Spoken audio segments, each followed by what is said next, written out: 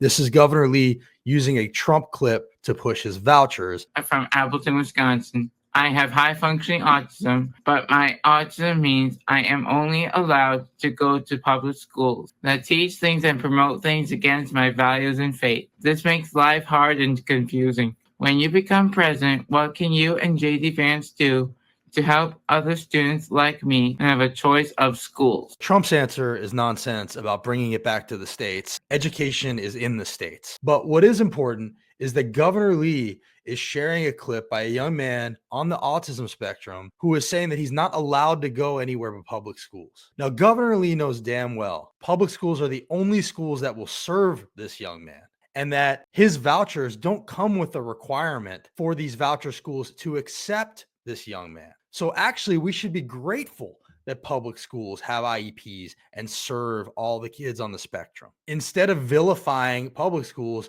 we should be lifting them up and funding them. What's going to happen with vouchers is more students like this young man will be left behind in even more severely underfunded public schools, while private schools that are taking public school funds will only take who they want because it's not actually parents' choice, it's schools' choice. So what I would ask Governor Lee is, why are you lifting up this young man's question as though he's not allowed to go to other schools, as though public schools aren't the only schools that actually serve him? And if you're so concerned about this, why not attach a requirement where the schools that are taking those funds have to take students like him, which you have repeatedly refused to add to your bill? You're using this young man. And by the way, Wisconsin, which is where this guy is, has vouchers. Why hasn't he gone to a private school if your vouchers are so good? Governor Lee, what you're really doing here is you're just using a young man who's reading a question, who is on the autism spectrum, to vilify public schools and tell lies about your vouchers, about public schools, and about this situation in general. It's really gross. And so I felt like I needed to come on here and talk about it. Anthony is served by these public schools, and we should be grateful